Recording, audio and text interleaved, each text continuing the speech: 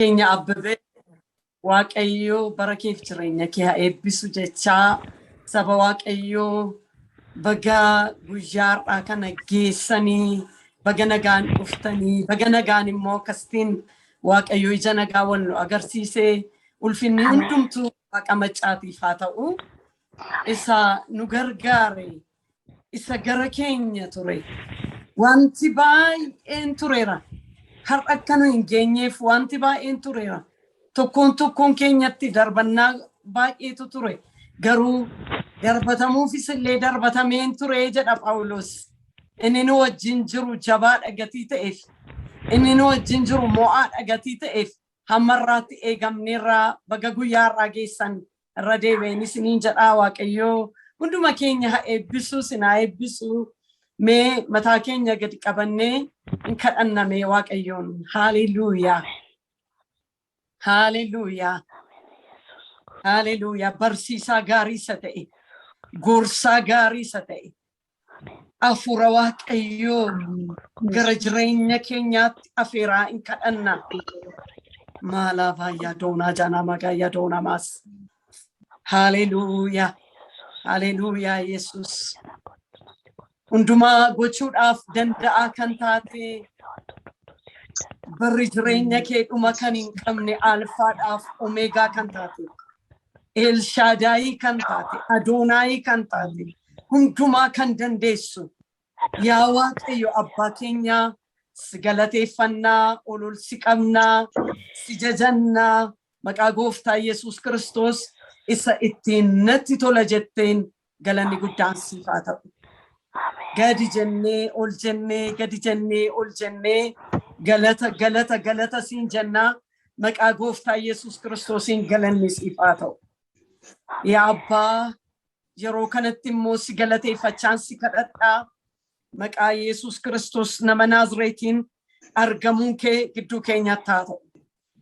Gooftaa barsiisuu keetiin gorsuu keetiin nu gidduutti argamuun jaalala kee haa ta'u. Maqaa gooftaa Yesuus Kiristoosiin irra daddarbaa keenya cubbuu keenya hundumaa nu dhiisi. Yaa Waaqayyo sagaleen kee humnaaf aboodhaan maqaa gooftaa Yesuus Kiristoosiin gara jireenya keenyaa haa dhufu. Ergamaan hafuura hammeenyaa maqaa gooftaa Yesuusiin qilleensa kanarratti lafa jalarratti munyuqaa keessaa nama keessaa maqaa Yesuusiin hojii hamaa kan hojjetu hundumtuu maqaa Yesuusiin kan qabame haa ta'u. Yaa Waaqayyo gooftaa nus akka Maariyaam miilla kee jala teenyee barannaa barsiisaa gaarii ati duwwaan nutti dubbadhu ati duwwaan nu barsiis qalbii keenya nuuf bani ija garaa keenyaa nuuf bani sammuun keenya kan baname haa ta'u. To'annaaf qulqulluu jala nu galchi maqaa Yesuus Kiristoosiin ilaa yaa Waaqayyo ana dadhabduu garbittii kee siin malee waan tokko gochuu kan hin dandeenye siin malee waan tokko kan hin beekne maqaa gooftaa Yesuusiin ilaa siin kadhadha jireenya kootti gargaaramte yaa Waaqayyo gooftaa maqaa Yesuus Kiristoosiin saba keetti dubbachuun jaalala kee haa ta'u. Yaa Waaqayyo ani gadin jedhaa siif saba kee walitti dabarsaa kan barsiisu kan dubbatu kan fayyisu kan ijaaru kan diigu kan buqqisu kan eebbisu si duwwaa haa ta'u maqaa gooftaa Yesuusiin galanni guddaan haa ta'u eebbifame maqaa gooftaa Yesuusiin ameen. Galanni Waaqayyoodhaaf haa ta'u Waaqayyoon baay'isnee guddisnee hin galateeffannaa. Waaqayyo carraa nuu laate obboloota koo carraadha guyyaama tokko umurii keenya irratti dabalamuunsaa carraadha. Carraa Waaqayyo nuu laatetti immoo hojii Waaqayyoo hojjechuun akkam nama gammachiisa. Galanni Waaqayyoodhaaf haa ta'u. Egaan yeroo kanatti gaan qabadhee kan hin dhiyaadhee barsiisan qabadhee dhiyaadhee kutaa inni argamu tokkoffaa Qorontos boqonnaa 12 tokko hanga dhumaatti yookiin tokko amma 31 isa jiru ilaalla jechuudha. Bifa barumsaatiin qabadhee dhiyaadhee har'agaa hammuma deemnee lafa geenyee amma yeroon keenya nu eeyyametti deemne hin dhaabnaa jechuudha. Galanni Waaqayyoodhaaf haa ta'u. Kanaaf sagalee Waaqayyoo guutummaatti hundasaa amma 31tti hin dubbisu. Maaliif yeruman keessaa barsiisaa deemu nan dubbisaa jechuudha. Har'a garuu kan hin dubbisu tokko hamma 4 tokko hamma 3 isa jiruudha. Deebisee immoo 12 hamma 13 isa jiru. Keessumaa 13 irra isa jiruudha jechuudha. Kana nan dubbisaa maqaa Gooftaa Yesuus Kiristoosiin akkana jedha. Yaa obboloota koo waa'ee kennaa garagaraa Hafuurri Qulqulluun kennu akka hubattan nan barbaada jedha. Yaa obboloota koo waa'ee kennaa garagaraa Hafuurri Qulqulluun kennu akka hubattan nan barbaada. Isin ammallee saba Waaqayyoo utuu hin ta'in dura karaarraa kaachifamtanii gara waaqayyolii tolfamaan warra duudaatti akka ofuma turtan warra duudaatti akka ofuma turtan hin beektu. Akkasumas namni hafuura waaqayyootiin geggeeffamu Yesuus abaaramaadha jechuu namni tokkollee hafuura qulqulluutiin yoo ta'e malee Yesuus Gooftaadha jechuu akka hin dandeenye cimsee isinitti beeksisee jedha. Galanni Waaqayyoodhaaf haa ta'u. Kutaa kana waluma wajjin gaaniin ilaallaa. Amma Waaqayyoo nu deemsise hin deemnaa ol wajjiniin hin ilaallaa. Kanaaf irra deebi'ee yoon dubbise natti tolaa. Yaa obboloota koo waa'ee kennaa garagaraa Hafuurri Qulqulluun kennu akka hubattan nan barbaada. Isin ammallee saba Waaqayyoo utuu hin ta'in duraan jechuudha. Saba Waaqayyoo utuu hin ta'in dura karaa irraa kaachifamtanii gara waaqayyolii tolfaman warra duudaatti akka ofuma turtan hin beektu. Akkasumas namni hafuura waaqayyootiin geggeeffamu Yesuus abaaramaadha jechuu namni tokko illee hafuura qulqulluudhaan yoo ta'e malee Yesuus Gooftaadha jechuu akka hin dandeenye cimsee isinitti beeksisee jedha. Walumatti qabeen dubbadhaa 12-13 irra immoo akkas jedha. Kiristoos akka dhagna tokkichaa isa bu'aa dhagna baay'ee qabuuti. Kiristoos akka dhagna tokkichaa isa bu'aa dhagna baay'ee qabuuti. Bu'aan dhagnaa sun yoo baay'atan iyyuu dhagnuma tokkichaa jedheetu 13 irratti akkas jedha. Nuyi Yihuudoonni warri Yihuudoota hin ta'inis warri garbummaa jala jiran warri birmaduunis hundumti keenya dhagna tokko ta'uudhaaf hafuura tokkoon cuubamneerra. Nuyi hundumti keenya akka dhugnuufis hafuurri qulqulluun inni tokkichi nuuf kennameera jedha. Galanni Waaqayyoodhaaf haa ta'u.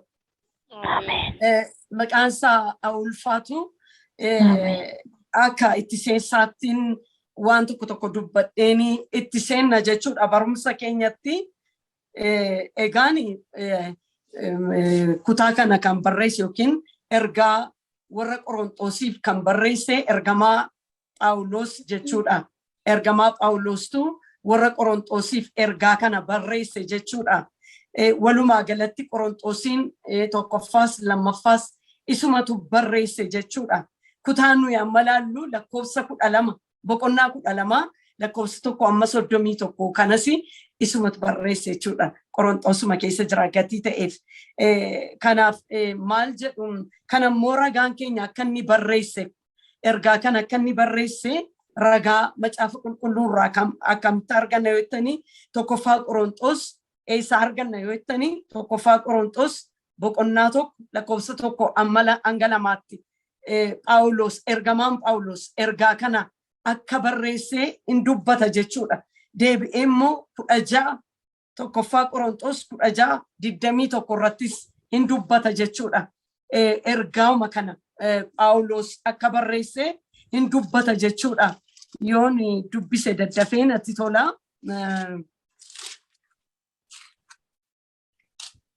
Akkas jedha tokko boqonnaa tokko irratti akkana jedha nan dubbisa daddafee boqonnaa tokko lakkoofsa tokkoof lama irratti akkas jedha.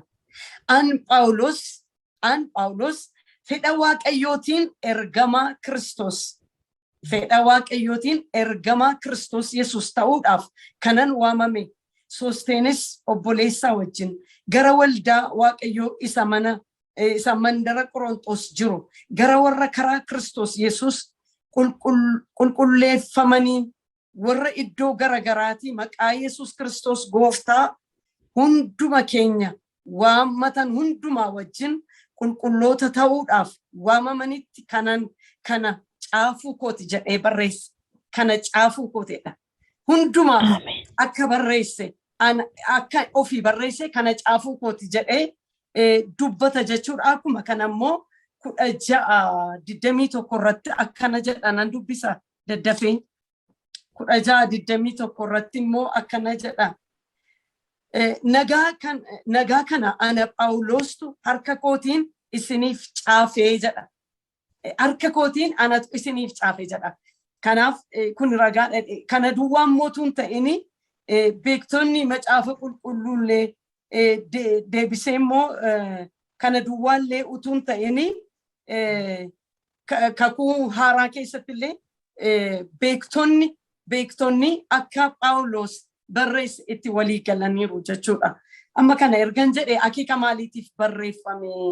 Akeeka maaliitiif barreeffame yoo jettanii akeeki inni ittiin barreeffame Qorontos magaalaa guddittiidha. Magaalaa nagadaati. Baay'ee dhagaa seenaa isaa yoo dhaxxanii dubbistan in argattu. Waldaa Qorontos kana keessatti gargar baatee guddaatu ta'e. Inni kaan kan Aphiloosii, inni kaan kan Keefaati, inni kaan kan Phaawulosidha, inni kaan immoo kan Kiristoos jedhanii gargar ba'umsa guddaatu gidduu isaaniitti ta'e. Isa kana Phaawulos yeroo dubbatu tokkoffaa Qorontos 1:11-13 in dubbata. Isa kana eenyurraa dhagee barreesse yoo jettanii maatii Keelo'ee jedha Oromiifisa Amaariffisa maatii Keelo'ee jedha Amaariffisa immoo maatii Keelo'ee irraa akka dhaga'eetu dubbata. Dhaga'eetu eenyutu Kiristoosiin gargar qoodee? Eenyutu Kiristoosiin gargar qoodee? Moo ana Phaawulos isiniif du'ee? Ana Phaawulos isiniif fannifame dheetu tokkoffaa Qorontos 1:11-13 keessa isa jiru. Keessumaa 13 irratti akkas jedhee dubbata. Anatti isiniif fannifame Phaawulos miti kan isiniif du'ee. Kanaaf Kiristoos immoo iddoo meeqatti qoodamee jira jedheetu waa'ee gargar ba'umsa isaaniitiif kanarratti hundaa'ee ergaa kana isaaniif barreesse jechuudha. Kan nama dhibu gaanii gargar ba'umsa guddaa har'as yoo ilaalle waldaa kiristaanaa keessa gargar ba'umsa guddaatu jira. Gartuu ijaaruu gurguddaatu jira. Garee namaa akkuma isaan kan Phaawulos, kan Aphiloos, inni kaan immoo kan Keefaa, inni kaan immoo kan Yesuus, kan Phaawulos jedhanii iddootti paartiishinii uumanii, giruuppii uumanii, of qoodanii, gargar baatee uumanii, har'as waldaa kiristaanaa keessallee gargar baatee hedduutu jira.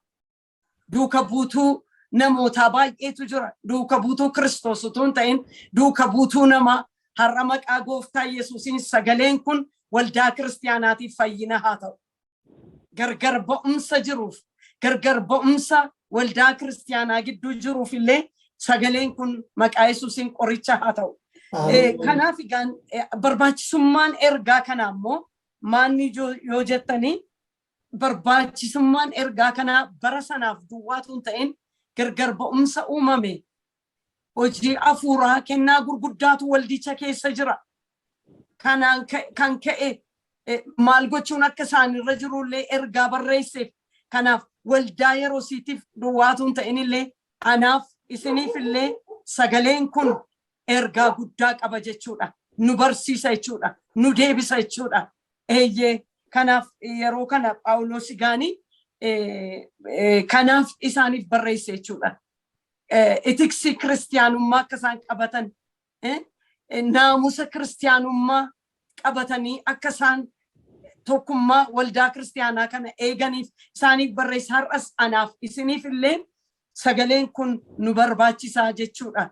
Akkuma kanas immoo dadammaqina hafuuraa keenyaaf illee nu barbaachisa jechuudha. Galanni Waaqayyoodhaaf haa ta'u. Egaan erga namma kana waa'ee ergaa kana xinnoo dubbadne waa'ee kutaa kana waa'ee Qorontos kutaan amma ilaallu dubbadhe ergaan Qorontos kun eenyuun akka barraa'e maaliif akka barraa'e akeekisaa barbaachisummaan isaa erga namma kana dubbadhe keessumaa immoo barumsa an gidduu yoo har'an fiduu isa dhufu sin ilaallaa hammuma deemne barumsa kana kan nuti ilaallu gaanii boqonnaa 12 irratti hundoofnee jechuudha. Kanaaf kutaadhuma Qorontos keessaa isa jalqabaa 12 kana irratti hundaa'ee dubbadha jechuudha. Kutaa kana keessa Qorontos barumsa hedduu of keessaa qaba. Barumsa bal'aa of keessaa qaba. Kanaaf ani immoo 12 kana duwwaa irratti hundaa'ee barumsa kana qabadhee dhiyaadhe jechuudha. Barumsi kutaa boqonnaa 12 kana keessa jiru kun gaanii maal faa ilaallasa jedhu akka seensaatti yoo ilaalle gaanii waan baay'ee dubbata. Waa'ee kennaa hafuuraan dubbata. Waa'ee kennaa hafuuraa, waa'ee kennaa tajaajilaa hin dubbata. Waa'ee qaamni Kiristoos qaama bu'aa qaamaa jedha. Mataan eenyu akka ta'e, mataan Kiristoos akka ta'e, qaamni kun bu'aan qaamaa kun immoo amantoota akka ta'an waan baay'ee dubbata. Kutaan kun isa tartiibumaan itti deemnee ilaalla jechuudha. Waa hedduu of keessatti qabatee jira jechuudha. Bu'aan qaamaa kun akkamitti waliin ta'anii tokkummaa uumanii akkamitti waliin ta'anii kennaa ayyaanaa kana tajaajila kana qaama kanaaf hojiirra oolchu isa jedhuudha. Walumaa galatti jechuudha. Isa kana ilaallaa kana keessatti gaanii yeroo kennaa hafuuraa ilaallu eenyu kan kennu kennaa kana eenyu hafuura qulqulluuni maa inni hojiin isaa isa jedhu ilaallaa. Kennaan ayyaanaa kun kennaan hafuura qulqulluu kennaan ayyaanaa kun የጸጋ ስጦታዎች isa jedhu hin ilaalla. Kennaa tajaajilaa isa jedhu hin ilaalla. Deebi'ee immoo waa'imti qaamaa kun iyyuu qaamni kun maal jechuudha. Mataan qaamni bu'aa isa jedhu bilitochedha amaariffisa. Inni kun maan buusaa bu'aan qaamaa kun bu'aa isa jedhu isa value jedhu miti. Bu'aa paartishinii harki jira, iji jira, miilli jira sana hundumaa of keessatti qabata jechuudha. Bu'aa dhandhaa kana walii wajjiniin maanni bu'aansaa maaloodha maal jechuudha isaan maal jechuu akka ta'an hiika isaanis in ilaalla. Akkamitti immoo waliin ta'anii hojjetu isa jedhu akkamitti waliin ta'anii hojjetu tajaajilu isa jedhu in ilaalla. Tajaajilli isaanii waliin ta'uu keessatti maal fakkaata isa jedhu in ilaalla. Akkasumas immoo waliin ta'iinsi isaanii kun fayyummaan isaa kennaan ayyaanaa kuniif kennaan hafuura qulqulluu kuniif qaamni kun waliin ta'anii fayyummaadhaan eegamanii akkamitti tajaajila kennuu danda'u. Fayyummaan isaanii akkamitti eegama. Fayyummaan qaamaa kun fayyummaan bu'aa qaamaa kun akkamitti eegamuu danda'a isa jedhu in ilaalla jechuudha. Galanni Waaqayyoodhaaf haa ta'u.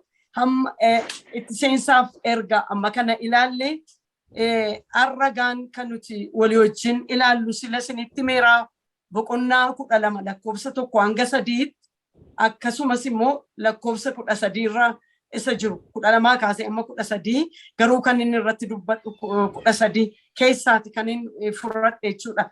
Maanni innis akka barbaaddanitti qabachuu dandeessu gaanii lakkoofsa 1 jechuu dandeessu, jechuu dandeessu. Inni jalqabaa mata duree guddaan inni jalqabaa hafuurri qulqulluun eenyu hojiinsaas maayini isa jedhu ilaalla. Afurri qulqulluun eenyu hojiinsaas maanni isa jedhu hojii afura qulqulluutiif eenyummaa afura qulqulluu jechuudha. የመንፈስ ቅዱስ ማንነትና ስራው isa jedhu amaariffisa jechuudha. Mata duree isiniin laanne ifamana gootu mata duree kana isiniin qabattu akkas jettanii yoo qabattanii isin ta'a tajaajila kennaa afuraaf tokkummaa bu'aa dhaqnaa yookiin bu'aa qaamaa isa jedhu. Tajaajila kennaa afuraaf tokkummaa bu'aa qaamaa yookiin bu'aa dhaqnaa isa jedhu walii wajjiniin ilaalla jechuudha. Irra deebi'eetan lafa silaa dubbiseen irratti dubbanna gaanii afurri qulqulluun eenyu? Afurri qulqulluun eenyu isa jedhuu fi hojiin isaa maayini isa jedhu. Nan dubbisa irra deebi'ee boqonnaa 12 tokkoffaa Qorontos boqonnaa 12 lakkoofsa 1 kaasee amma 3 akkas jedha. Yaa obboloota koo waa'ee kennaa garagaraa afurri qulqulluun kennu akka hubattan nan barbaada. Isin ammallee saba Waaqayyoo otoo hin ta'in dura karaa irraa kaachifamtanii gara Waaqayyolii tolfamaan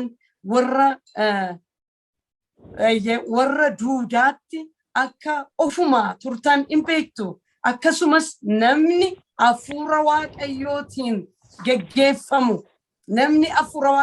geggeeffamu Yesus abaaramaadha jechuu namni tokko illee afura qulqulluun yoo ta'e malee Yesus gooftaadha jechuu akka hin dandeenye cimsee isinitti beeksiseera jedha. Galanni Waaqayyoodhaaf haa ta'u.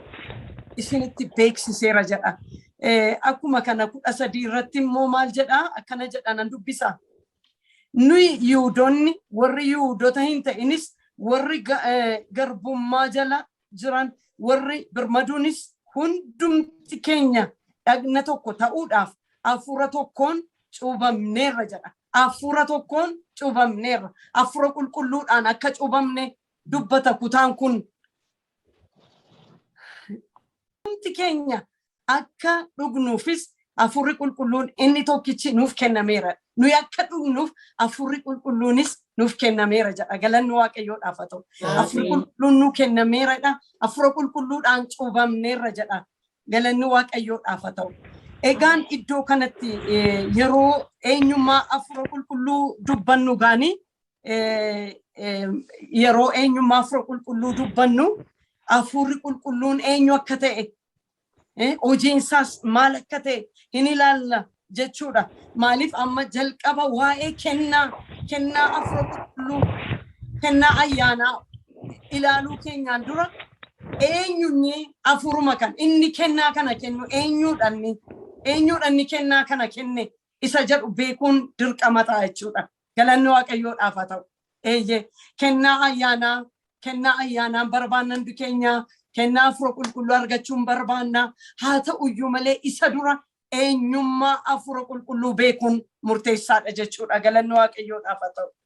Kanaaf afurri qulqulluun eenyu isa jedhu afurri qulqulluun calluma jedhee qilleensa miti. Calluma jedhee immoo humna namooti akkasitti hubatu.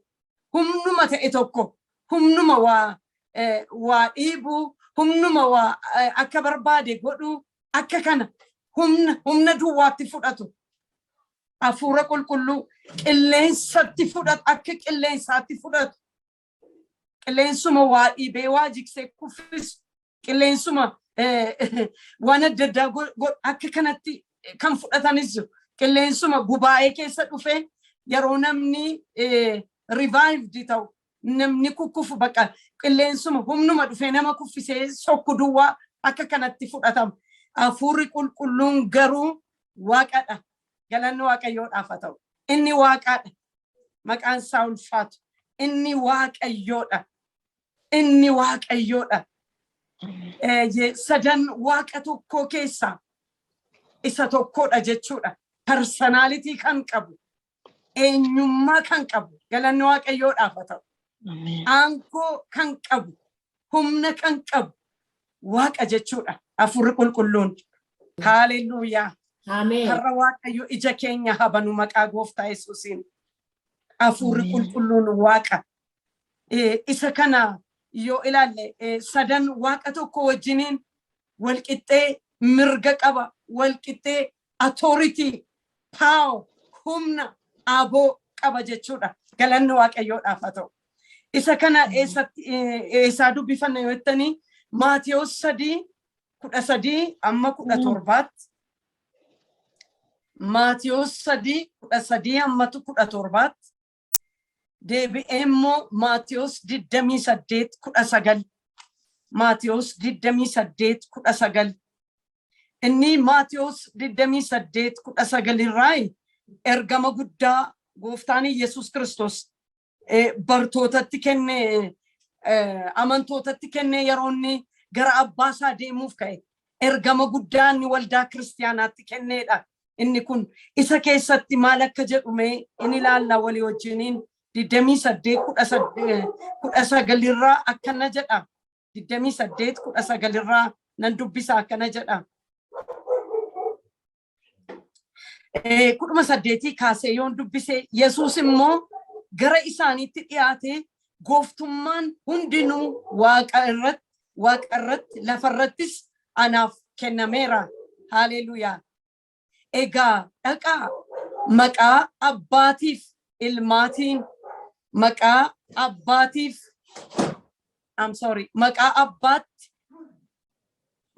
abbaatiif ilmaatti kan hafuura qulqulluuttis isaan cuubaa. Irra deebi'een dubbisa. Egaa dhaqaa maqaa abbaatiif ilmaatti kan hafuura qulqulluuttis isaan cuubuudhaan saba hundumaa bartoota koo godhaa. Waanan isin abboome hundumaa eeguu isaan barsiisaadha. 20 itti fufee dhiifamanaa gootu.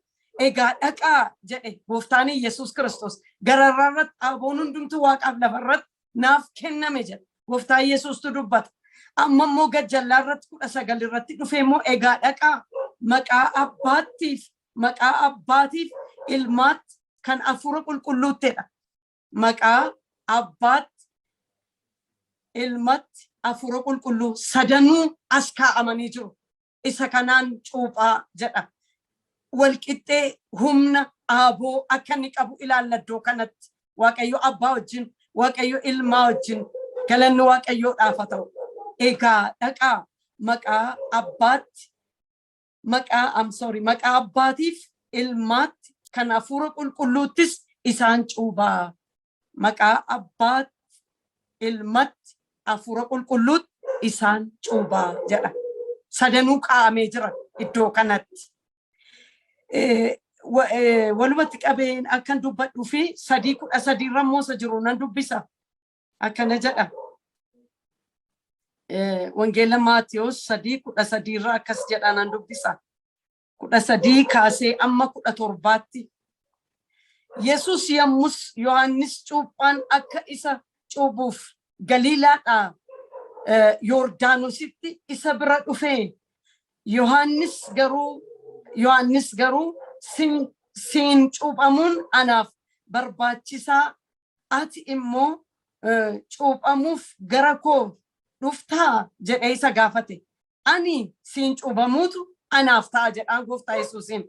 Itoo akkas ta'ee jiru ati immoo anaan cuuphamuudhaan gara koo dhuftaa jedhee Gooftaa Yesuusiin Yohaannis cuuphaan yeroo gaafatu hin argina jechuudha. Jedhee jabeessee isa ittise. Yesuus garuu deebisee Waaqayyo duratti waan qajeelaa ta'e hundumaa akkasitti raawwachuun waan nuuf ta'u amma ana ittisuu dhiisi jedheeni. Kana irratti Yohaannis isa ittisuu dhiise.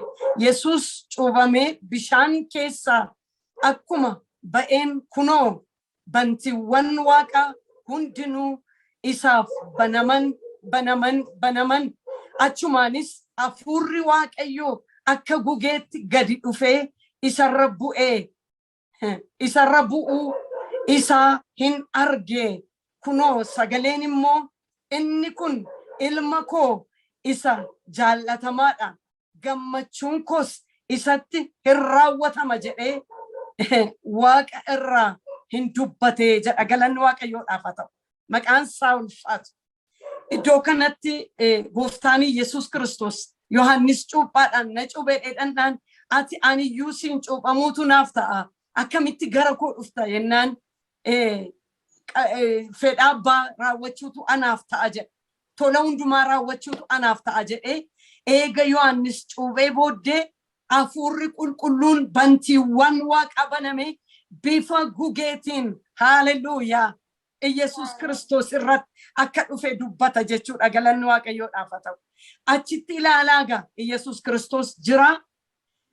Hafuurri qulqulluun bantiiwwan Waaqaa keessaa bifa gugeetiin gara Yesuus Kiristoos dhufe. Yesuus Kiristoos irra buufate. Sagaleen immoo Waaqa biraa dhufe. Isaan kan natti tolu ilma koo jedhe. Sadan Waaqa tokko argina as keessatti jechuudha. Galanni Waaqayyoodhaaf haa ta'u. Hafuurri qulqulluun walqixa humnaaf aboo dandeettii waaqummaa tokkummaa qaba jechuudha. Galanni Waaqayyoodhaaf haa ta'u.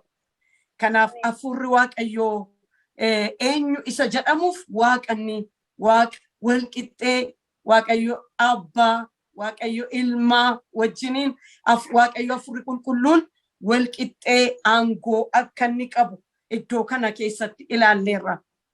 Achitti dhaqaa'ee waa'ee cuuphaa ergama wangeelaa waldaa kiristaanaatti kennee deemuudhaaf gaafa ka'u dhaqaati macca hundumaa maqaa abbaatti kan ilmaatti kan hafuura qulqulluutti isaan cuubaa isaan barsiisaa bartoota isaan godhaa jedhee ajaje yeroo inni itti kennu argina jechuudha. Galanni Waaqayyoodhaaf haa ta'u.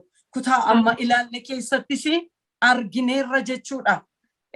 Waaqadha uumaadha Waaqa paawuriinsaa autoritiinsaa walqixxeedha jechuudha.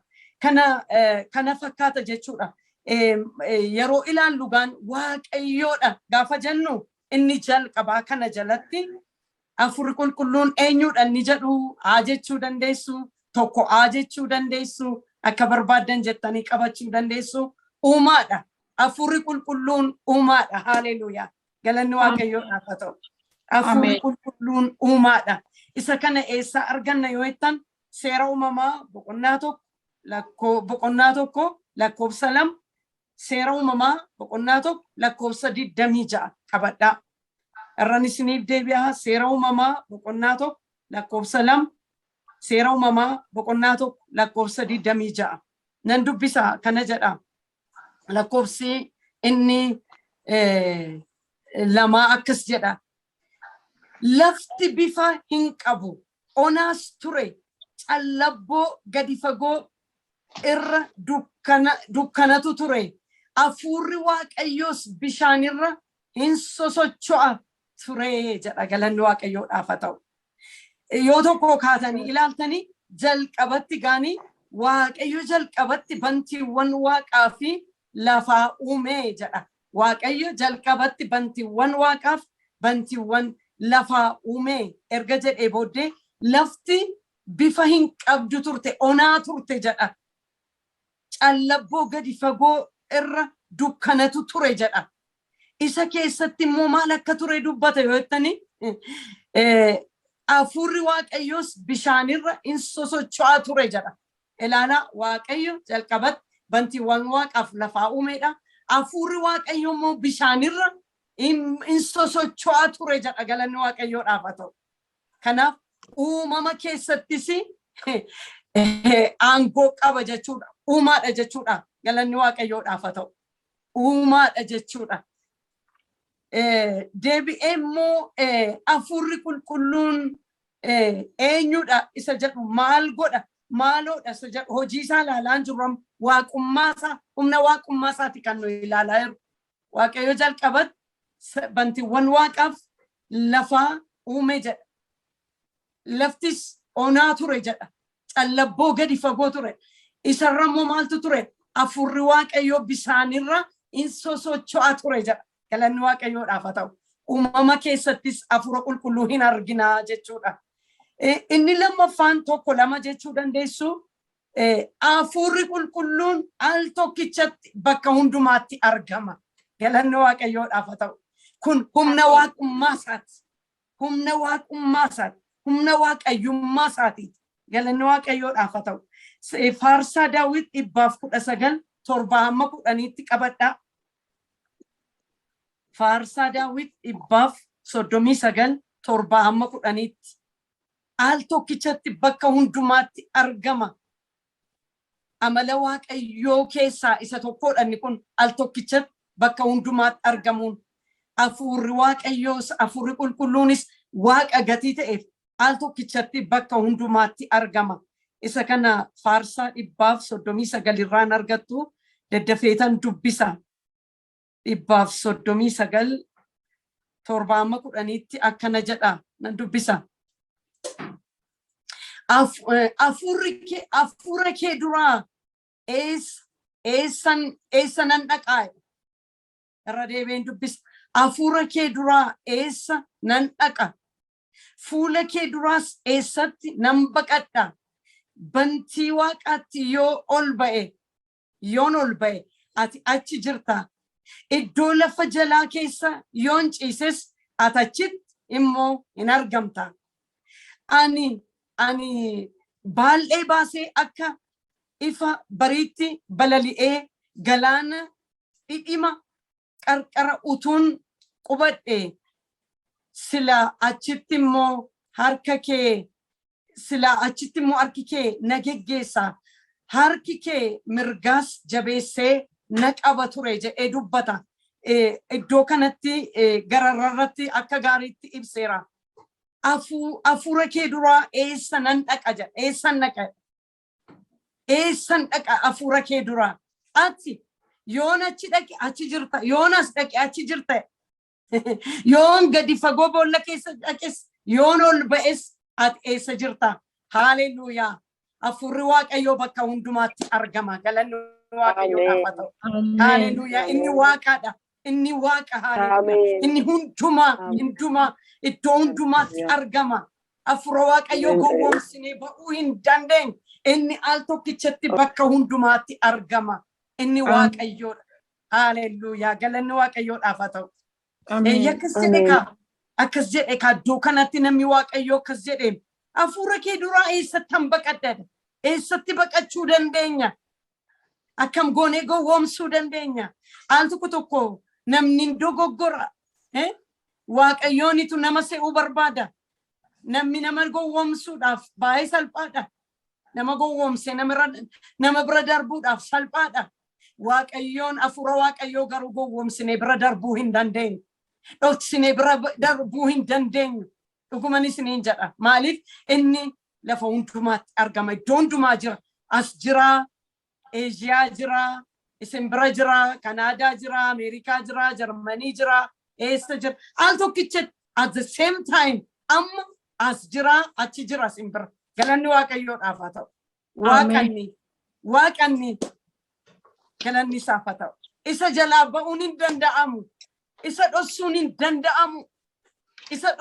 danda'amu. Yeroo tokko akkas jedhani bartooti hojii argamootaa keessaa fudhatanii dubbistan boqonnaa 5 keessaa waan qaban gurguranii walitti fidanii wajjin jiraatu turan. Isa booddee maatiin tokko walii galan abbaan manaa fi haati manaa waan gurguran hundumaa waan qaban walitti fidu turanii abbaan manaa Anaaniyaaf Saphiiraan garuu walii galan maalirratti? Hafuura Waaqayyoo gowwoomsuudhaaf walii galan. Hafuura Waaqayyoo gowwoomsinee ba'uu hin dandeenyu. Boleessaa boleetti hafuura Waaqayyoo gowwoomsinee dhokannee ba'uu hin dandeenyu. Inni iddoo hundumaa jira. Haalleluuyaa. Galanni Waaqayyoodhaaf haa ta'u. Isa booddee kanumatti gurgurtan abbaan manaa dhufee kanumatti gurgurrennaan kanumatti gurgurtanneenaan hafuurri Waaqayyoo immoo argeera miniira inni iddoo hundumaa jiru. Inni hundumaa hafuura qulqulluu gowwoomsuudhaaf akkamitti jennaan achumatti du'e. Haati manaas booddeedhaan dhufte. Kanumatti gurgurrennaan maaliif kanatti walii galtan? Yakkarratti walii galan. Yakkarratti, cubbuurratti, hannarratti walii galan. afurri waaqayyoo isaan argeera. Afurri waaqayyoo bakka hundumaa jira si arga. Dukkana keessatti si arga. Dukkana keessatti si wajjin jira. Ifa keessatti si wajjin jira. Hallelujah. Lafati deemte hundumaatti si wajjin jira. Galanni waaqayyoodhaaf haa ta'u. Inni sadaffaan kana jalatti tokko sadii jechuu dandeessu hundumaa beeka. Hundumaa beeka. Beekaadhaan waan hundumaa beeka afurri waaqayyoo. Afurri waaqayyoo beekaadha. Mee inni ilaallasa tokkoffaa Qorontos 2:10-11 qabadhaa sabooddeen dubbisaa. Tokkoffaa Qorontos 2:10-11 hojii ergamootaa 20-23 ammas hojii ergamootaa 21:4 21 lakkoofsa 4 lakkoofsa 11 jechuudha. Al tokko duwwaan irra deebi'a.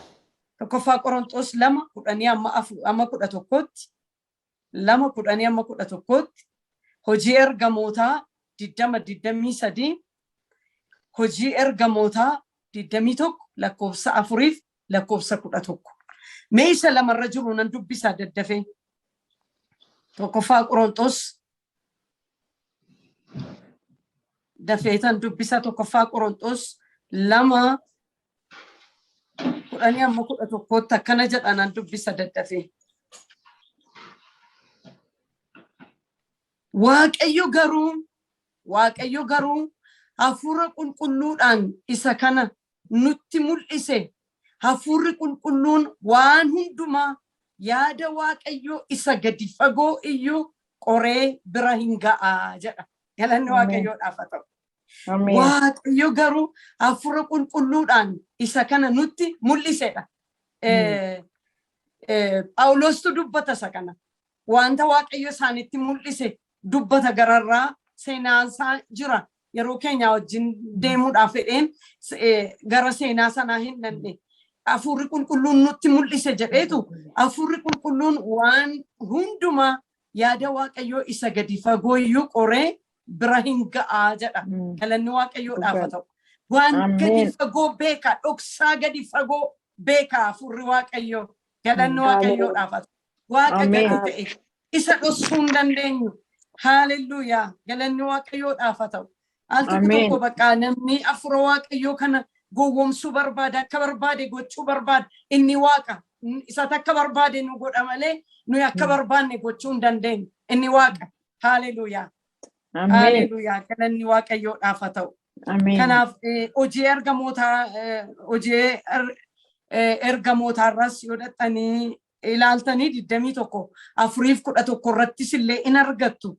Mee daddafeen dubbisa hojii ergamootaa boqonnaa 21 4 irratti akkas jedha. Amantoota achi jiranis arganne torban tokko isaan bira turre. Amantoonni kunis hafuura qulqulluutiin geggeeffamanii akka inni Yerusaalemiin hin dhaqne Phaawulositti himani. Amma gaan hafuura qulqulluudhaan beekumsa argatanii jechuudha. Hafuura qulqulluun isaan beeksise Phaawulos gara Yerusaalem akkannan isaanitti beeksise jedhamee 11 irraas dubbiseen walitti qabee dubbadha. Akkas jedha. Raajiin kunis nu bira ga'ee sabbata Phaawulos ittiin hidhatu fuudhee sabbatichaanis harka ofii isaatiif miilla ofii isaa walitti hidhee Yihuudoon Yerusaalem jiran abbaa sabbata kana akkasitti akka hidhan harka warra saba waaqayyoo hin ta'inittis dabarsanii akka kennan hafuurri qulqulluun in dubbataa jedhee. Amma gaan nama kanattis immoo raajii kanattis immoo waaqayyoon itti beeksise jechuudha. Beekumsa kenneef jechuudhaaf raajii kana Yihuudaatti Yerusaalemitti Phaawulosiin hidhaan akka isa eegu isa kanadha jechuudha. Isa kana waaqayyo karaa hafuura isaatii itti mul'ise jechuudha. Hundumaa beekanni galanni Waaqayyoodhaaf haa ta'u. Dhoksaa gadi fagoo beeka jechuudha. Inni gara biraan immoo hundumaa danda'a. Tokko afur jechuu dandeessu, akka barbaaddetti qabachuu dandeessu. Qabxiinni arfaffaan hundumaa danda'a. Waaqa gatii ta'eef hundumaa danda'a. Galanni Waaqayyoodhaaf haa ta'u. Galanni Waaqayyoodhaaf haa ta'u. Hundumaa danda'a Waaqa. Al tokko akkuma afurri qulqulluun homaa tokko hin dandeenye, homaa tokko hin beekne, homaa tokko gochuudhaaf iddoo tokko duwwaatti argamu akkasitti nutti fakkaachuu danda'a. Miti garuu inni Waaqadha, inni uumaadha, inni al tokkichatti bakka hundumaatti argama, inni waan hundumaa beeka, inni waan hundumaa danda'a. Isaayyaas 40:12-17 ilaalla. Isaayyaas 40:12-17 keessumaa 13 dubbisa'an isin isa kaan dubbifadhaa yeroo keenya wajjin adeemuudhaaf jecha. Isaayyaas raajii Isaayyaas boqonnaa 40 lakkoofsa 12-17.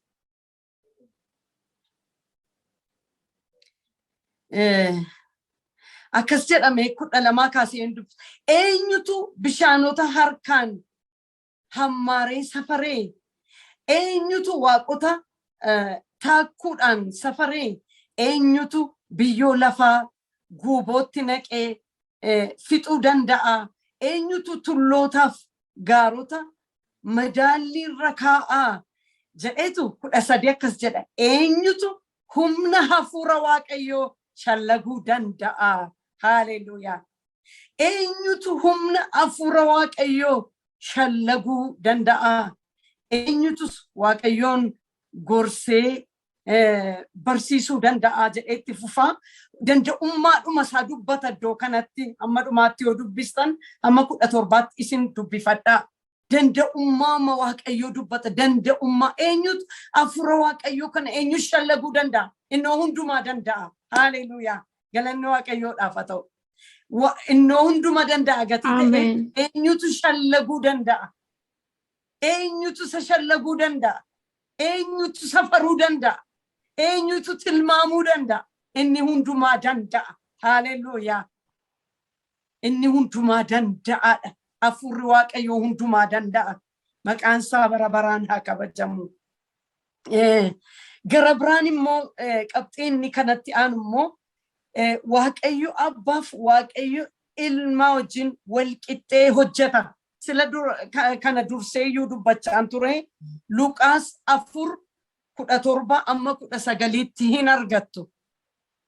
Luqaas boqonnaa 4 lakkoofsa 17-19 hin argattu. Waaqayyo abbaa Waaqayyo ilma wajjin wal qixxee akka ta'e sila baay'ee dubbadheera gatii ta'eef baay'ee kanarratti hin dubbadhu. Garuu nan dubbisa. Wangeela Luqaas boqonnaa 4 ilaallachuu dubbisuu dandeessu sinis 4:17-19. Akkas jedha. Macaafa raajichaa Isaayyaas itti kenninaan maraa macaafichaa diigee kutaa dubbiin kanatti fufee jiru itti caafame argatee dubbisees jedha. Inni hafuurri gooftichaa anarra jira. Haleluuyaa. Hafuurri gooftichaa anarra jira. Sagalee misraachoo warra gadadamanitti himuudhaaf na dibeera jedha. Galanni Waaqayyoodhaaf haa ta'u. Warra booji'amanitti akka gadhiifaman labsuudhaafis warra jaamaniif agartuu isaaniis deebisuudhaaf warra cunqurfaman luba baasuudhaafis jedhee hin dubbata. Waggaa ayyaana jedhee itti fufaa. Gararraarratti maanni lakkoofsa 18 irratti inni hafuurri gooftichaa anarra jira. Sagalee misraachoo warra gadadamanitti himuudhaaf na dibeera jedha. Galanni Waaqayyoodhaaf haa ta'u. Iddoo kanatti misraachoo akkan dubbadhuuf inni na dibeera. Aangoo saalaalaa iddoo kanatti Yesuus Kiristoos warra gadadamanitti misraachoo wangeelaa akka labsuudhaa fi hafuurri gooftichaa haleluuyaa na dibeera jedha. Galanni Waaqayyoodhaaf haa ta'u. Har'a dibatichi maqaa gooftaa Yesuusiin nurratti isaa dhufu. Haleluuyaa. Yesuus Kiristoosiin inni dibe. Na dibeera jedhe na dibeera hafuurri gooftichaa anarratti dhufeedha. Galanni Waaqayyo. Innis hafuurri gooftichaa anarra jira. Sagalee misraachoo warra gadadamanitti akka labsuuf jedha. Na dibeera jedha. Har'a dibati kun maqaa Yesuusiin misraachoo akka labsinuuf dibati kun maqaa gooftaa Yesuusiin nurratti dhufu. Kanaaf aangoo walqixxee akka isaan qaban iddoo kanatti ilaalla jechuudha. Maaliif anarratti dhufeera. Ana dibeera jedha. Hafuurri gooftichaa misraachoo akka labsuuf misraachoo labsuudhaa fi hafuurri Waaqayyoollee akka isa barbaachisu akka isarratti dhufe akka dibamu Yesuus Kiristoos iddoo kanatti in dubbata jechuudha. Kanaaf personality mataa isaatii qaba jechuudha. Hafuurri qulqulluun Waaqayyo Abbaa, Waaqayyo Ilmaa, Waaqayyo Hafuura Qulqulluu. Sadan Waaqa tokkoon sadii tokkummaa isaanii. Kanaaf amma kan nuti ilaalaa Hafuura Qulqulluudha jechuudha. Hafuurri qulqulluun maal godhaa isa jechuu isa eenyuudha isa jedhuudha. Amma ammaatti kan ilaalu Waaqadha, uumaadha, danda'aadha, hundumaa gochuu danda'a. Al tokkichatti bakka hundumaatti argama inni Waaqayyoodha. Inni lammaffaan qabxii inni lammaffaan ilaallu hojii hafuura qulqulluu ilaalla jechuudha. Hojii hafuura qulqulluu kennaasaa utuu in ilaalin dur hafuurri qulqulluun eenyuudha isa jedhu ilaalla dheera. Amma immoo hafuurri qulqulluun hojiinsaa maal የመንፈስ ቅዱስ ስራ isa jedhu ilaalla jechuudha. Gaani Waaqayyo hafuurri qulqulluun waaqa akka ta'e sila dubbadheera. Hundumaa akka danda'u hundumaa waan hundumaa akka godhu dubbadheera. Amma immoo hojiinsaa maanni amantoota keessatti maal hojjetaa waldaa kiristiyaanaa isa jedhamu amantoota jireenya amantootaa keessatti hafuurri qulqulluun maal hojjeta anaaf isin keessatti maal hojjeta isa jedhu ilaalla jechuudha. Lama yoo jettanis hin dandeessu gaasa kana lama tokko jechuu dandeessu gaan hafuurri qulqulluun hojiinsaa maanni yoo jettanii waa'ee Yesuus Kiristoos dhugaa ba'a. Waa'ee Yesuus Kiristoos dhugaa ba'a jechuudha. Galanni Waaqayyoodhaaf haa ta'u. Yesuus Kiristoos dhugaa akka ta'e nama tokko kun gaani waa'ee Yesuus Kiristoos dhugaa ba'a. Hojii ergamootaa boqonnaa 5:32 jira. Tokkoffaa Phexros 1:11 walii wajjin ilaalla jechuudha. Tokkoffaa Phexros 1:11 walii wajjin ilaalla. Nan dubbisame tokkoffaa Phexros irras jiru daddafeen dubbisaa. Tokkoffaa Phexros boqonnaa 1 lakkoofsa 11 irras jiru. Akkas jedha.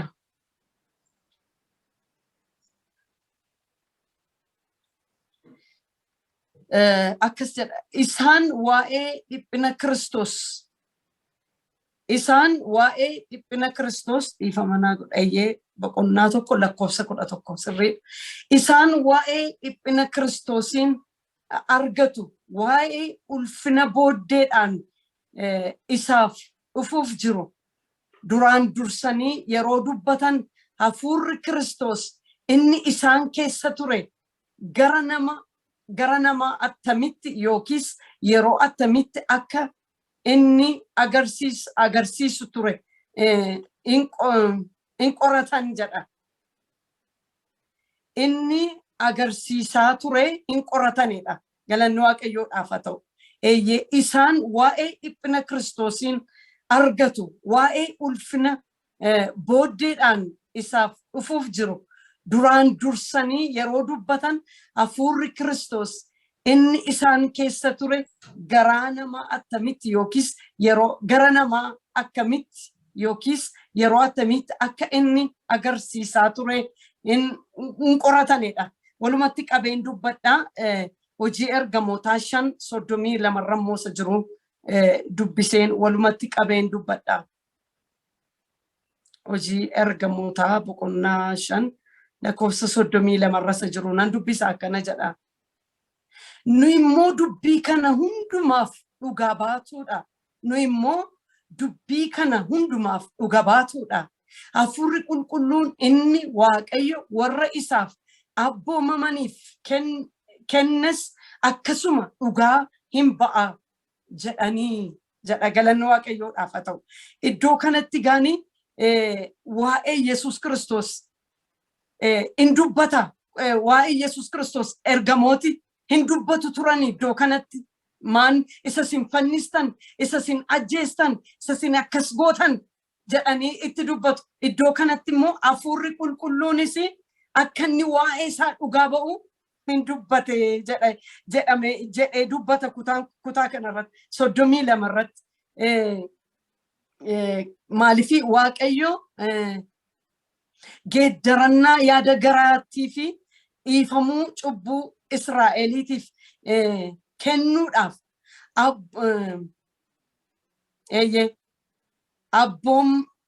abboomaa fayyisaa godhee gara mirga isaatti ol isa fudhateera.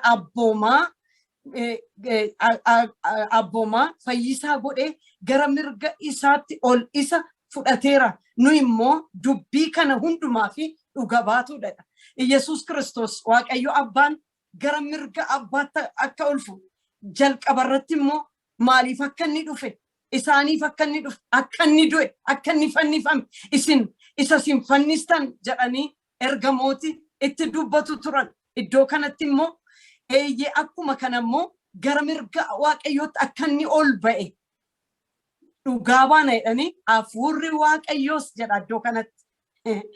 32 nu immoo dubbii kana hundumaaf dhugaa baatuudha erga jedhanii booddee hafuurri qulqulluun inni Waaqayyo warra isaaf abboomamaniif kennus akkasuma dhugaa hin ba'a. Hafuurri qulqulluunis waa'ee Yesuus Kiristoos kana dhugaa hin ba'a. Galanni Waaqayyoodhaaf haa ta'u. Akka inni mirga Abbaa jiru. Haleluuyaa. Akka inni cubbamootaaf dhufe harka Yihudootaatiin dabarfamee du'atti akka inni kenname. Isa kana hundumaa itti maniitu nuyi kanaaf dhugaa baatota jedhan ragaadha jechuudha. Yaa'iin misikirsa jedhamu. Kana duwwaa nu duwwaa immoo miti. Hafuurri qulqulluunis dhugaa hin ba'a. Haleluuyaa. Waa'ee Yesuus Kiristoos dhugaa ba'a jechuudha. Galanni Waaqayyoodhaaf haa ta'u. Nu duwwaa miti. Hafuurri Waaqayyo inni warra abboomamaniif Waaqayyo kennu inniyyuu dhugaa hin ba'a jedhanii dubbatu jechuudha. Galanni Waaqayyoodhaaf haa ta'u. Inni gara biraan immoo maannoo jiin hafuura qulqulluu waa'ee Yesuus Kiristoos dhugaa hin ba'a jenneerra. Inni lammaffaa immoo lama jechuu dandeessu dhufuuf isa jedhu firdii dhufuuf jiru. Firdii isa dhufuuf jiru agarsiisee namooti qalbii diddiirrannaadhaaf akka isaan kaka'an godha jechuudha. Firdii dhufuuf jiru. Badiisa dhufuuf jiru. Namootatti beeksisuudhaanii namoota akka qalbii diddiirratan hin godha jechuudha. Isa kana eessatti arganna yoo jettanii Yohaannis 16:7-11. Nehemiyaa 9:30. Irraan deebi'a Yohaannis wangeela Yohaannis boqonnaa 16:7-11. Nehemiyaa 9:30. Isa Yohaannis irra jiru nan dubbisaa isa sana dubbifadhaasin yeroo keenya wajjin adeemuudhaaf. Firdii dhufuudhaaf jiru. Firdii dhufuudhaaf jiru beessisee namooti akka qalbii diddiirratan godha jechuudha. Dhufuudhaaf kan jiru. Meenan dubbisa akkas jedha. Wangeela Yohaannis boqonnaa 16 jiru nan dubbisa. 7-11. Akkas jedha. Dhuguman isinitti hima. Yoon adeeme isiniif wayyaa. Isa kana kan jechaa jiru gooftaa keenya Yesuus Kiristoos. Gooftaa keenya Yesuus Kiristoos akkas jedha. Dhuguman isinitti hima. Yoon adeeme isiniif wayyaa. Yoon adeemuudhaa baadhee inni isiniif dubbatu gara keessan hin dhufu. Ani yoon dhaqe garuu isa isiniifan ergaa. Haleluuyaa. Ani yoon dhaqe garuu isa isiniif nan ergaa. Erga jedhee booddee inni yommuu dhufu waa'ee cubbuu ilaalaagaa. Inni gaafa dhufu ani yoon dhaqe isinii wayyaa. Gaafa dhaqummoo isa isiniifin ergaa. Inni immoo gaafa dhufu maal godha jedha? Waa'ee cubbuu, waa'ee qajeelummaa, waa'ee firdiis biyya lafaa hin hubachiisa jedha. Galanni Waaqayyoodhaaf haa ta'u. Kana godhachuudhaaf Hafuurri Qulqulluun maal faa hubachiisa? Inni yommuu dhufu waa'ee cubbuu, waa'ee qajeelummaa, waa'ee firdiis biyya lafaa hin hubachiisa. Isaan waan anatti hin amanneef cubbuu isaanii hin agarsiisa. Isaan waan anatti hin amanneef cubbuu isaanii isaanitti hin agarsiisa. Isaan hin ceephaa jechuudha. Isaanii hin ceephaa jechuudha. Cubbamoota akka ta'an itti agarsiisa jechuudha. Firdii dhufuuf jiru itti agarsiisa jechuudha. Waa'ee cubbuu isaaniitiif immoo isaan ceephaa jechuudha. Waan anatti isaan hin amanneefidha. Jedheetu akkas jedha. Isaan in agarsiisa lakkoofsa 10 irratti immoo akkana jedha. An gara abbaa dhaquu kootiin isinis na arguu dadhabuudhaan qajeelummaa koo hin agarsiisa. Kiristoos Hafuuruma Qulqulluu kana godha. Qajeelummaa koo agarsiisa jedha. Biyya lafaatti qajeelummaa koo agarsiisa. Galanni Waaqayyoodhaaf haa ta'u. Kana godha jechuudha. Waa'ee firdii, waa'ee cubbuu. Biyya lafa waa'ee warra Kiristoositti namanne isaanitti waa'ee firdii hin ceephaa jechuudha.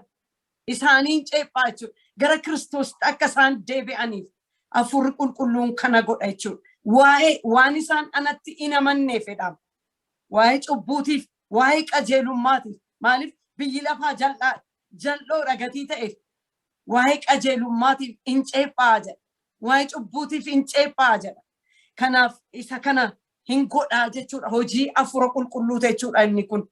Inni gara biraan immoo hojiin Hafuura Qulqulluu maanni? Hafuurri Qulqulluun dadhabbii keenya gargaara. Galanni Waaqayyoodhaaf haa ta'u. Dadhabbii keenyatti nu gargaara. Nuyi dadhaboota gatii taane dadhabbii keenyatti nu gargaara. Inni humna qabeessa akka ta'e si ilaalleerra.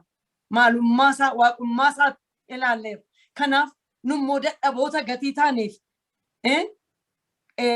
dadhabbii keenyatti nu gargaara jedha. Roomee 8:26 amma 27. Roomee 8:26 amma 27 in argina. Nan dubbisa akkas jedha. Roomee 8:26 irra jiru. 26-27. Hafuurichi immoo akkuma kanatti ilaalaagaa. Hafuurichi immoo akkuma kanatti dadhabbii keenyatti nu gargaara. Ameen. Haleluuyaa. Dadhabbii keetti si gargaara. Dadhabbii kootti na gargaara. Obboleessa koo, obboleettii koo dadhabbii keetti si gargaara. Nuyi dadhaboota inni jabaadha. Haleluuyaa. Inni hundumaa danda'a. Inni hundumaa gochuu danda'a. Tarii dadhabbii keessa jirrata. Humna kadhataa dhabnee irrata. Katti kadhannu wallaallee irrata. Inni nu gargaara. Haleluuyaa. Inni si gargaara. Inni si gargaara. Inni gargaaraadha. Inni gargaaraadha. Galanni Waaqayyoodhaaf haa ta'u. Eeyyee si gargaara. Ilaa nan dubbadha asirratti maaqraa diilaa faayyaa. Shala doona magaya doona mas. Yaa nama dadhabdee jirtu. Yaa nama dadhabdee jirtu. Hafuurri Waaqayyoo si gargaaruudhaaf dhufeera. Hafuurri Qulqulluun si gargaara. Si jabeessa. Inni jabaadha. Ofitti si hirkisa. Galanni Waaqayyoodhaaf haa ta'u. Inni Waaqa. Inni Waaqa. Yoo an deeme isinii wayyaa. An deemnaan isa isiniif hin arga. Isa kamiin? Isa dadhabbii keessatti nu jabeessu. Isa dadhabbii keenyatti nu jabeessu. Haleluuyaa. Dadhabdeettaa laata. Mogolleensi bu'eeraa laata. dadhabbii keessa jirtaa laata? Kadhata dadhabdee jirtaa laata? Si jabeessanni hafuurri Waaqayyoo amma maqaa Gooftaa Yesuusiin ibidda hafuura qulqulluu sittaa qabatu maqaa Gooftaa Yesuusiin. Si jabeessa. Meetti fixeen dubbisee irratti dubbadha sagalee kana. Haalleluuyaa. Galanni Waaqayyoodhaaf haa ta'u. Hafuurichi immoo akkuma kanatti dadhabbii keenyatti nu gargaara jedha. Abeet. Dadhabbii koo mee lafuma teenye dadhabbii kootti na gargaara jenname amantiidhaan dubbanna jedhame. Dadhabbii kootti na gargaara jedhame. Makra adila bagaya doona janamas. Amen. Dadhabbii keetti si gargaara. Dadhabbii keetti si gargaara. Dadhabbii keetti si gargaara. Haalleluuyaa. Na gargaara naanis. Galanni Waaqayyoodhaaf haa ta'u. Eeyyee maaliif sagalee Waaqayyoo dhugaadha. Isa taratiidhaan moo miti dhugaadha. Har'as hin hojjeta. Har'as dadhabaa hin jabeessanni. Har'as mogolee laafee hin jabeessanni. Har'as humna kadhataa jilba kadhataa laafee hin jabeessanni. Galanni Waaqayyoodhaaf haa ta'u. Haalleluuyaa. Dadhabbii keenyatti nu gargaara. Akkas jedha hafuurichi immoo akkuma kanatti dadhabbii keenyatti nu gargaara jedheetu nuyi maal kadhachuun akka nuuf barbaachisu akka ta'utti hin beeknudha. Ilaalaa wallaalummaa keenyattis nu gargaara. Akka ta'utti kadhachuu hin beeknu. Nu gargaara ni kadhata keenyallee. Galanni Waaqayyoodhaaf haa ta'u. Nuyi maal kadhachuun akka nuuf barbaachisu akka ta'utti hin beeknu. Hafuurichi garuu aaduu isaatiin karaa namni dubbiidhaan mul'isuu hin dandeenyeen nuuf hin kadhata. Haalleluuyaa. Inni nuuf hin kadhata. Inni siif hin kadhata. Galanni Waaqayyoodhaaf haa ta'u. አማርፊሳ በማይነገር መቃተቴዳ ይማልድልናሌዳ ገለኑ ዋቀዮ ዳፈተው akka malakka kadhannu leen beennoodhaan iddoo kana keessatti la baay'ee nama dhiba dhugaa baay'ee namatti tola eejemee akkasidha galanni Waaqayyoodhaaf haa ta'u diddamii na duraa cufamee ifama naa gootu na of kalchaa Roomee 8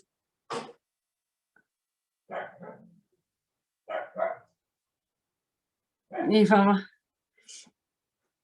afurichi immoo akkuma kanatti dadhabbii keenya nu gargaara nuyi maal kadhachuun akka nuuf barbaachisu akka ta'utti hin beeknudha. Afurichi garuu aaduu isaatiin karaa namni dubbiidhaan mul'isuu hin dandeenyeen nuuf hin kadhataa jedheetu afurichi akka jaalala Waaqayyootti warra isaaf qulqullaa'aniif hin kadhataa jedha. Abeet akka namatti tola. Afurichi akka jaalala Waaqayyootti warra isaaf qulqullaa'aniif hin kadhata. Waaqayyo inni garaa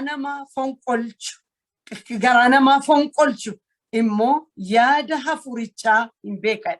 Abeet garaa namaa fonqolchee inni beeku. Yaada garaa namaa dhoksaa garaa namaa inni fonqolchee beeku.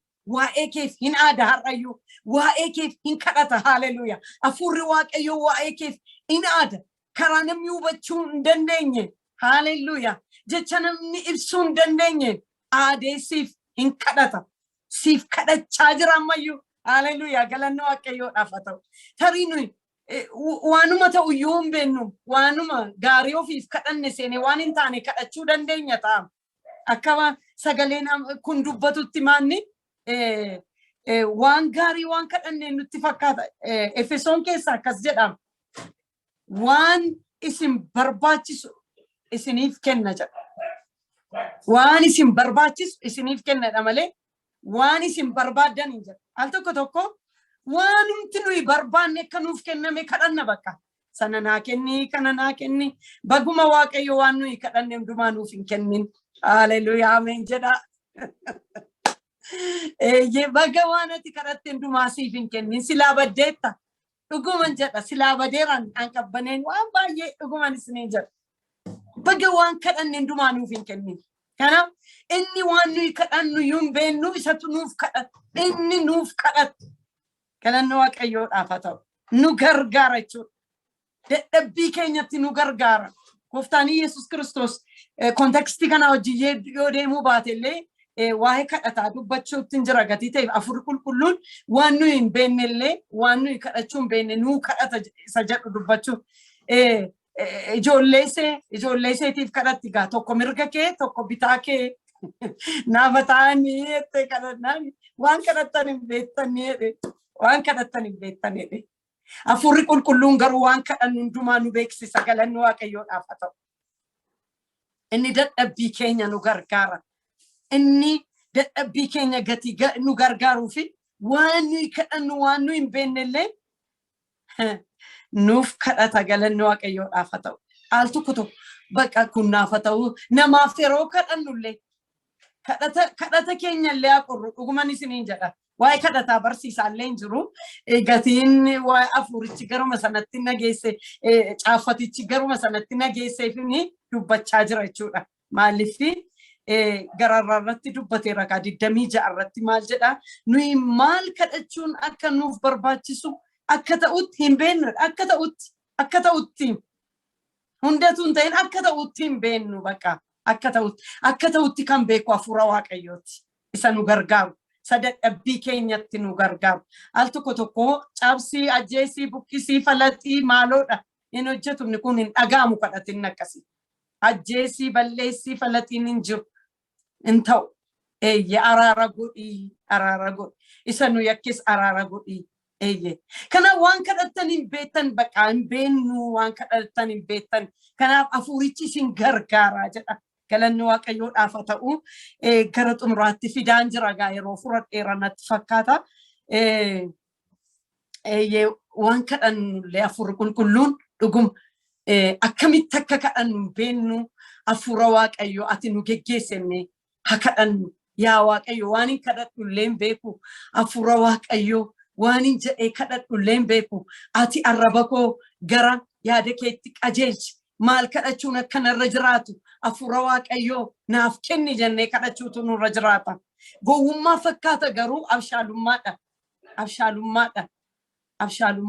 Maal kadhachuun akkanarra jiraatu hin beeku. Maaliif sagalichi dhugaadha ka? Sagalichi dhugaadha. Keessumaa 26 sirriitti dubbifadha. Lakkoofsa 26. Lakkoofsa 26 sirriitti dubbifadha. Isa kanatti nu gargaara jechuudha. Hafuurri Qulqulluun nu gargaara. Si gargaara. Har'as si gargaara. Boris si gargaara. Hamma bara baraatti nu gargaaranni. Haaleluyyaa. Galanni Waaqayyoodhaaf haa ta'u. Qabxiin inni arfaffaan 2-4 jechuu dandeessu jajjabeessaadhaaf barsiisaadha. Jajjabeessaadhaaf barsiisaadha. Hafuurri Waaqayyoo galanni Waaqayyoodhaaf haa ta'u. Nu barsiisaa, nu jajjabeessa. Xiqsiin isiniif kennaa tokkoffaa Yohaannis 16. Tokkoffaa Yohaannis boqonnaa 1 lakkoofsa 6 7 16 jedhe dhiifamu. Isa tokko 6 walitti dubbiseen af galchaa. Tokkoffaa Yohaannis boqonnaa 1 lakkoofsa 6-7. Yohaannis 14:26. Yohaannis 14:26. Luqaas 12:12. Luqaas 12:12. Hundumaan dubbisu gaa isintu dubbifata jechuudha. Isintu dubbifata. Luqaas 12:12 dubbisame. Luqaas 12:12 nan dubbisaa akkana jedha. Yeroo dhuma sanatti maal jechuun akka isaaniif ta'u Hafuurri Qulqulluun isin hin barsiisaa. Yeruma sanatti maal jechuun akka isiniif ta'u Hafuurri Qulqulluun isin hin barsiisa jedha. Galanni Waaqayyoodhaaf haa ta'u. Galanni Waaqayyoodhaaf haa ta'u. Hafuurri Qulqulluun barsiisaadha. Yohaannis 14 didamii ammoo nan dubbisa. Yohaannis 14:26 akkana jedha. Inni isiniif dubbatu hafuurri qulqulluun inni abbaan maqaa kootiin ergu garuu waan hundumaa isin hin barsiisa. Waan isinitti himu hundumaas isin hin yaadachiisa jedha. Galanni Waaqayyoodhaaf haa ta'u. Inni isiniif dubbatu Amaariffisa inni isiniif dubbatu inni jedhu kuni inni isin jajjabeessuudha. Amaariffisa inni isin jajjabeessuudha. Hafuurri qulqulluun jajjabeessaadha, barsiisaadha. Galanni Waaqayyoodhaaf haa ta'u. Inni isiniif dubbatu hafuurri qulqulluun inni abbaan maqaa kootiin ergu garuu waan hundumaa isin barsiisa. Waan hundumaa si barsiisa. Waan hundumaa na barsiisa. Haleluuyaa. Barsiisaa dhugaadhanni. Nuyi homaa tokko hin beeknu. Anaan malee waa tokko gochuu hin dandeessanidha. Wangeela Yohaannis 15 irratti. Anaan malee waa tokko gochuu hin dandeessanidha. Kanaaf maannire hundumaa nu barsiisa. Waan hundumaa beeka. Waan hundumaa beeka gatii ta'e waan hundumaa nu barsiisan. Maqaan isaa ulfaatu. Barsiisaa dhugaa. Barsiisaa dhugaa. Ameen. Haleluuyaa. Ameen. Kan akka fura Waaqayyoo barsiisaan hin jiru. Ameen. Haleluuyaa. Haleluuyaa. Anumaan beekuun jedhin isa beekaa si godha fura Waaqayyoo jireenya keetti afeeri. Jireenya kee keessatti isaa wajjiniin deemi. Isaa wajjin ta'i inni si barsiisaa waan hundumaa. Haleluuyaa. Maqaan isaa ulfaatu. Barsiisaa amanamaa. Barsiisaa dhugaa. Galanni Waaqayyoodhaaf haa ta'u. Inni waan hundumaa nu barsiisa. Haleluuyaa. Galanni Waaqayyoodhaaf haa ta'u. Isa kaan immoo isin dubbifadhaagaa. Waan hundumaa isin barsiisadha. Nu jajjabeessaa, nu barsiisaa, wallaalina keenyatti nu gargaara. Inni shanaffaan yeroo keenya wajjin deemuudhaaf wangeela Yohaannis 14:17 sinii kenneera. 14:17 sitti dabaladhaatii dubbisaa. 2:5 2:4 ilaalleerra. 2:5 immoo gara dhugaa hundumaatti isin geessa jedha. Galanni Waaqayyoodhaaf haa ta'u. Gara dhugaa hundumaatti nu geessa. Hojiinsaa amantoota gara dhugaatti geessuudha. Gara dhugaatti. Meen dubbisna sammuu Yohaannis 16:13. Wangeela Yohaannis boqonnaa 16:13.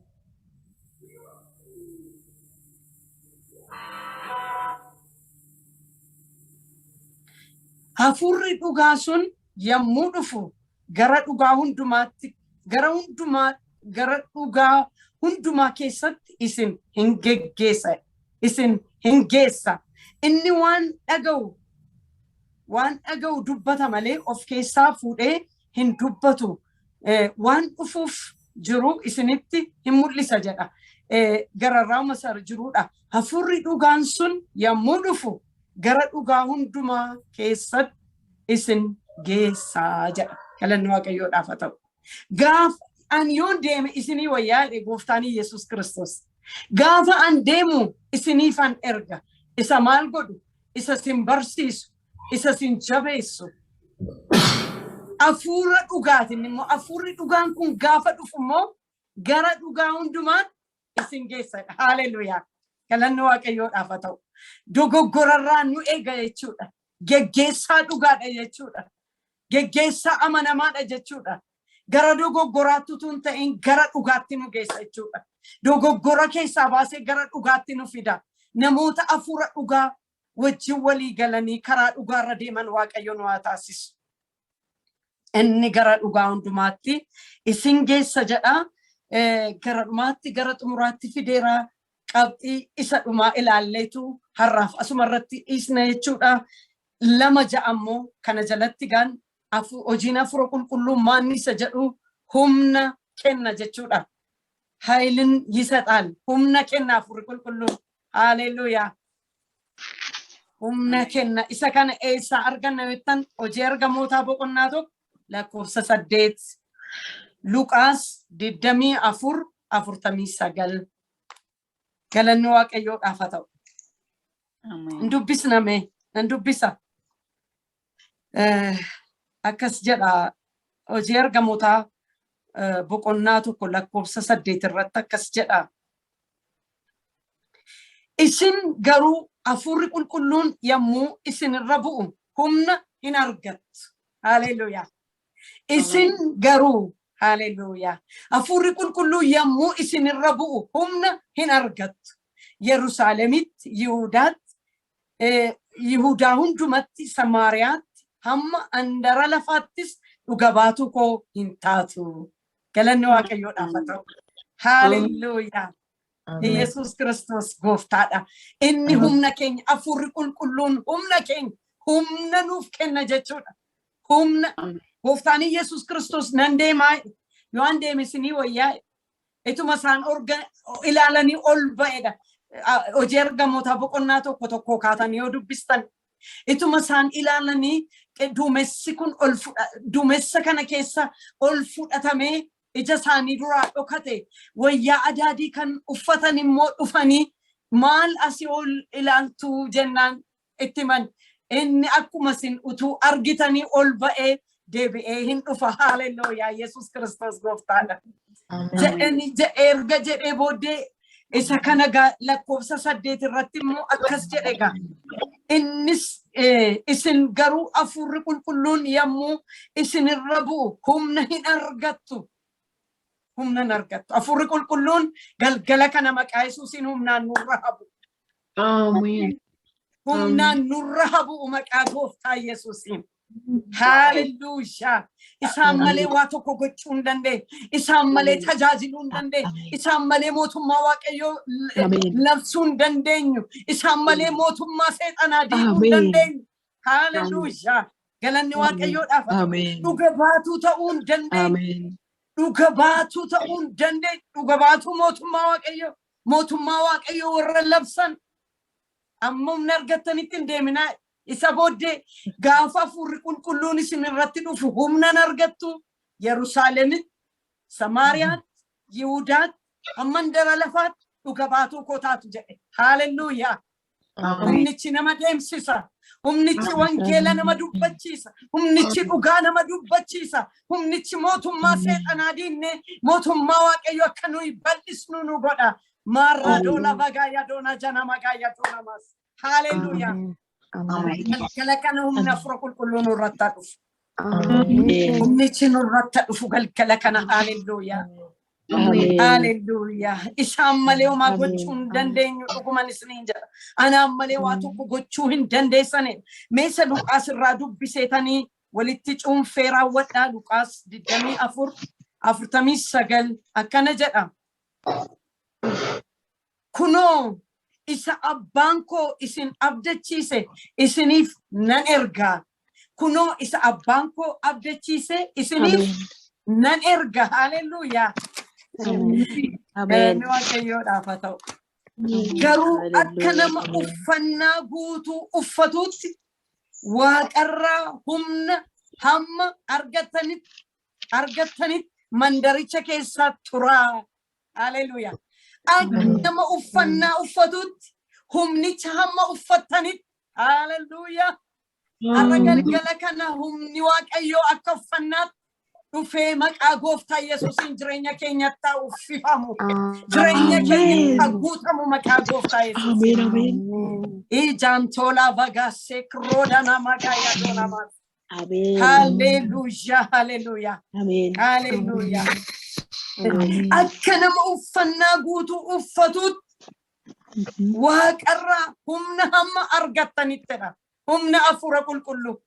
Humna hafuura qulqulluu. Boleessa koo boleettii koo si barbaachisa.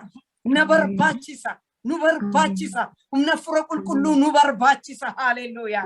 Galanni waaqayyoodhaaf haa ta'u. Gooftummaa Yesus Kristos dubbachuudhaaf. Inni gooftaadha. Inni masiidha. Inni jiraataadha. Haleluuyaa. Inni ka'eera. Inni du'aa miti ka'eera. Haleluuyaa. Maaliif isa jiraataa du'aa keessa barbaadonnaan misraachoo labsuudhaaf ka'an Maariyaam faan Salamoon faan haleluuyaa ni kan barbaachisa humna sana nu barbaachisa Petros yoo dhaqanii hojii ergamootaa ilaaltani nagantaa een gooftaa Yesuus Kiristoos nagantaa singanu tunda koni yinsi asadi naganta ingadi garu kanisin nibu nama foni duratti gane namoota sodaate gane na ajjeeso nas jedhe gane gaafa humnicha argatan garu himba'ina humnicha argatanitti dheen dhaqeessiniif hin erga itu humnicha fudhatanii Yerusaalemii himba'ina dheen itu san eeggachaa jiranii guyyaa 50 sun ga'ee haleluuyaa humnichi isaan irratti dhufe galanni waaqayyoodhaaf ta'u kan gaafa guutamu Petros inni gaaficha gane dhaabbatee warra 11 wajjin dhaabbatee isa sin fannistan isa sin ajjeestan jedhee gaafanni lallabuuf qabu isa lallamna gaafanni jedhu namooti hedduun gara gooftaa dhufan harahumnichi anaaf siif nu barbaachisa si barbaachisa siin anaanis na barbaachisa nu barbaachisa humna fura qulqulluu nu barbaachisa galanni waaqayyoodhaaf ta'u kanaaf humna nuuf kennaa galgala kana maqaa gooftaa Yesuus Kiristoosiin maqaa gooftaa Yesuusiin humni afura qulqulluu sirratti anarratti haa dhufu maqaa Yesuusiin galanni waaqayyoodhaaf haa ta'u asirratti dhaabasa har'aa ati dheeraan fudhadhee eegaalaalleerraa walii wajjiniin kutaan nuyi keessaa ilaallus isinitti meeraa har'aa eenyummaa afura qulqulluutiif hojii afura qulqulluu ilaallee torbee yoo gooftaan Yesuus Kiristoosiin dhufu ta'ee yoommoo nu hin deemnu ta'ee waa'ee kennaa afura qulqulluu ilaalla jechuudha. ስለ መንፈስ ቅዱስ ስለ ጸጋ ስጦታዎች ዋኤ ከና አፍሮ ቁልቁሉ ኢላላ ሰቦዴ ቃመሰነ ከሰቲ ማልማለከ ጎዱ ኢሰከነ ኢላላ ዋቀዮ ኢሰ ዳገኝኑ ፈኤብሱ ኤቢፈማ ዋቀዮ ስና ኤብሱ ከዳተ ገባባ ጎዴተን ራወጣ እንከደና ያ ዋቀዮ ጎፍታ ዋኤ ዱቢኑት ዱበትፍ ገለኒ ኡልፍኒ ሲዱዋ ዳፋታው አሜን ati waaqayyoodha ati jiraataadha ati dandaadha ati uumaadha galanni guddaan siif haa ta'u amen afura waaqayyo waaqa jiraata haleluuyaa galgala kanatti si barbaanna gara jireenya keenya akkati dhuftu si barbaanna jireenya keenya keessatti hojii akkati hojjettu hin barbaanna humna sirraa barbaanna nu barsiistu barbaanna akkatiin geggeessitu hin barbaanna humna kana malee mootummaa waaqayyo bal'isuu hin dandeenye humna kana malee tajaajiluu hin dandeenye humna kana malee gooftaa si duukaa bu'uu hin dandeenye maqaa gooftaa Yesuus Kiristoosiin humni afura qulqulluu amma sin qaradha humni injaan taaloofa ayikra adiina matanamaadhaas weejaan taalaabagaa yaa isaati እግዚአብሔር እሳት ibidda waaqayyo afura waaqayyo humna waaqayyo ibidda waaqayyo humna haaressu waaqayyo humna haaressu waaqayyo humna haaressu waaqayyo afura waaqayyo waaqa jiraata eegala fatina machana magaya donamas oh hallelujah hallelujah giddu keenya tojocha afura waaqayyo giddu keenya tojocha jireenya keenya keessa tochi hocha amma maqaa gooftaa Yesuus Kiristoos amma yaa waaqayyo gooftaa sabake rat anarrat afurike awwa tokko malee maqaa Yesuus Kiristoosiin gara keenya haa dhufu amen galatoomii ulfaadhu amen Yesuus eebbifam amen galatoomii amen galatoomii afura waaqayyo amen waaqayyo abba galatoomii waaqayyo ilma galanni siifaa maqaan keenya Barahamma barabarati maka Yesus Kristus isa doamu eke amen.